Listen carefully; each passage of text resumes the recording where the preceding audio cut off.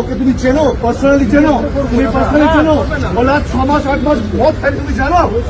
বাজে কথা বলো না, বাজে কথা বলো না, এটা ভুল প্রশ্ন।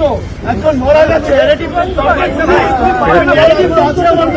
72 ঘন্টার মধ্যে বুম্বাদা কি করবে, স্বরূপের সাথে কি কথা বলবে, সেটা তাদের ভীষণ ভাব।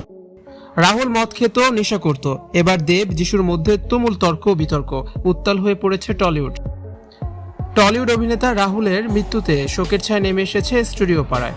তবে এই শোকের আবহে দানা বেঁধেছে চরম বিতর্ক। সম্প্রতি পশ্চিমবঙ্গ মোশন পিকচার্স আর্টিস্ট ফোরামের একটি বিশেষ বৈঠকে রাহুলের ব্যক্তিগত জীবন এবং নেশাগ্রস্ত হওয়ার প্রসঙ্গ ওঠায় পরিস্থিতি উত্তপ্ত হয়ে ওঠে। ঘটনাকে কেন্দ্র করে দুই সুপারস্টার দেব ও যিশু সেনগুপ্তের মধ্যে তুমুল বাকবিতণ্ডার সৃষ্টি হয়।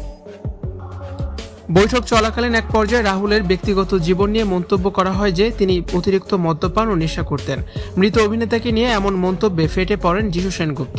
তিনি কড়া ভাষায় এর প্রতিবাদ জানিয়ে বলেন, একজন মানুষ মারা গেছেন, তাকে নিয়ে এখন এসব বাজে কথা বলার মানে কি?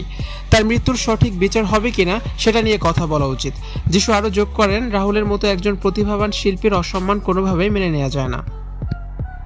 বৈঠকে উপস্থিত থাকা টলিউড সুপারস্টার দেবের সাথে এই বিষয় নিয়ে যিশু সেনগুপ্তের তীব্র তর্কাতর্কি হয়। প্রত্যক্ষদর্শীদের মতে টলিউডের শীর্ষস্থানীয় দুই তারকার এই সংঘাত উপস্থিত সবাইকে অবাক করে দিয়েছে।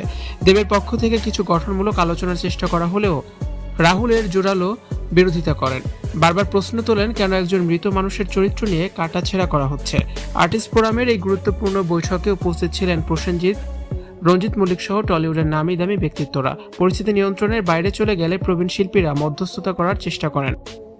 ব্যক্তিগত জীবনের কোনো খুঁত যেন রাহুলের মৃত্যুর তদন্তকে প্রভাবিত না করে। তিনি কেন মারা গেলেন এবং তার পেছনে কারো অবহেলা আছে কিনা তা খতিয়ে দেখার দাবি জোরালো হয়েছে। ভিউয়ার্স, এ বিষয়ে আপনাদের মতামত অবশ্যই কমেন্ট সেকশনে জানান এবং ভিডিওটি অবশ্যই শেয়ার করার অনুরোধ রইল।